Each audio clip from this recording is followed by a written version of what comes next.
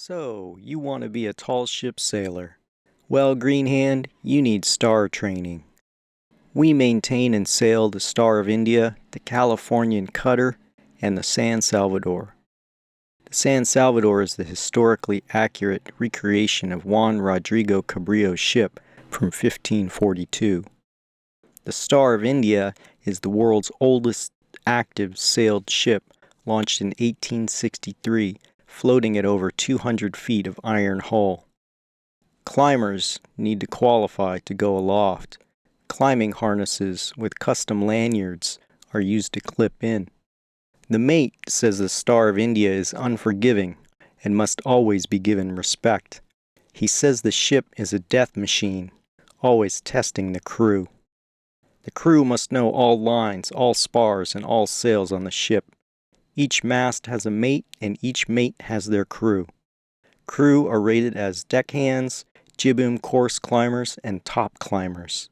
The Star of India is a three-masted barque, meaning the fore and mainmast are square-rigged, and the mizzen mast is fore-and-aft rigged. The Star also carries head sails and staysails, which are fore-and-aft rigged. The foredeck is said to be especially treacherous ground. The blocks for the headsail sheets are referred to as widowmakers, as the whipping of the gear on the foredeck can lead to sudden death. Memorize the pin rail thoroughly in order to control the lines for the ship on the mate's command. All topmen especially need to know the pin rail, even upside down, in case lines need adjustment by the deck crew, while a topman precariously dangles aloft from one hand and attempts to secure rigging with the other hand. It may seem straightforward to memorize the names and locations of all the lines and their belaying pins, except that under the stress of the moment, these obscure names slip out of mind. On deck on the fore, ease the starboard lower topsail buntlin'. It doesn't help that the names are pronounced differently than written. Sail handling on each yard typically uses 3 topmen on port and 3 on starboard. When fewer climbers are available, the topmen populate the highest yard first and work their way down the mast to get the sails set or gasketed. The deck crew work in synchronicity with the topmen.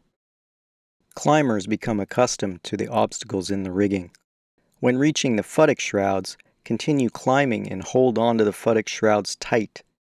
Reach up around the edge of the platform and grab the base of one of the topmast shrouds, first with one hand and then the other hand. Now use the futtock shroud ratlins as footholds to climb to the top of the platform. This is done blind because the handholds can't be seen from below. A trickier challenge is at the cross trees. The topman has to climb through a small opening between the spreaders.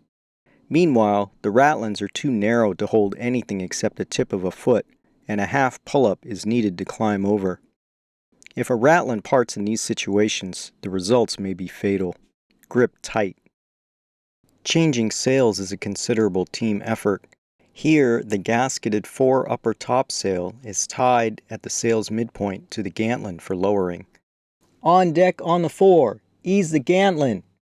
The deck crew ease the gantlin while the topman guides the material afore any rigging obstacles, and the deck crew pass the sail, clew first, through the forward hatch to below decks to the orlop. A new team of deck crew will carry the sail aft to the sail locker. At dock, sails are lowered in the event of deteriorating weather. Later, sails will be put in their gear again to be ready to hoist. The square sail's head is attached to the yard's jackstay with numerous thin lines tied with rowband knots. The buntlins and clewlins pull sailcloth upwards. The sheets pull the sailcloth downwards. The buntlins run through lizards and bullseyes to keep the line vertical. Naturally, square sails are square, except when they are trapezoids. When the foresail is set, the clewlins and buntlins are slacked to free the sailcloth. The sheet is hauled to fill the sailcloth with wind. Only the largest sails also have tack lines to oppose the sheets. The buntlins are stoppered with buntlin hitches, which are backwards from all of the other knots.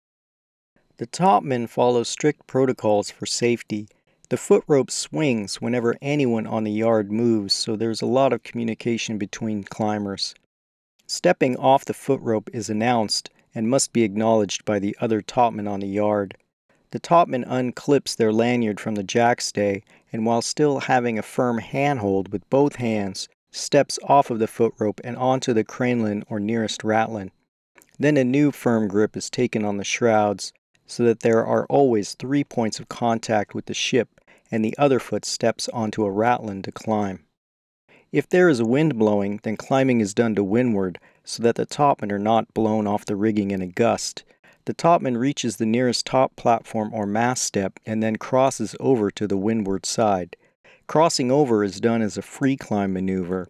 A firm grip is taken on the shrouds, always having 2 hands on the ship while stepping across. Stepping down from the top is a blind step to the ratline underneath the platform. Hold fast to the shrouds to step underneath to the hidden ratlines. Once both feet are secured, the topman is holding body weight partially suspended while handholds are switched to grip the shrouds under the top platform. After these harrowing maneuvers, the climb down may seem straightforward, but the footholds are always to be treated suspiciously, and a firm grip is required in case a ratline gives way. Some crew prefer to climb horizontally instead of vertically, with the idea that falling from the jibboom would hit salt water rather than hitting a wood deck. The netting on the jibboom can be squirrely, so communicating to crew on the opposite board is important when changing positions. The climbers are clipped into a jackstay and step carefully along the turnbuckles and bowsprit shrouds to move to or from the foredeck. Moving along the jackstay requires unclipping and reclipping the lanyard on the opposite side of the jackstay eyelets. The climber always announces stepping on or stepping off when moving on or off the foot rope. There are few handholds out on the boom, so the best bet is to lean towards the boom and hang on tight to the jackstay. When the headsails are gasketed on the boom, it can be tricky to find a grip, since the folded sails spill over the top of the boom. Lay out, lay aloft, and loose all sail. The bowsprit is made of iron, and the jibboom is made of wood. The boom is 55 feet long to support 4 large headsails: the flying jib, outer jib, inner jib, and the 4 topmast staysail. All of these sails have port and starboard sheets, halyards, and downhauls. The jibboom climbers might be considered as the bravest of all.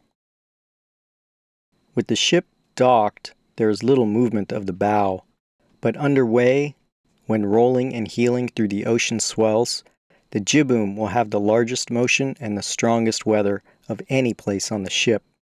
Yet they must make this 55-foot journey at the mate's command under all weather conditions. All crew, especially the deckhands, learn to handle lines safely and effectively. Hauling requires teamwork to control the mast at the end of a line. This exercise raises a weight and lowers it to a precise spot.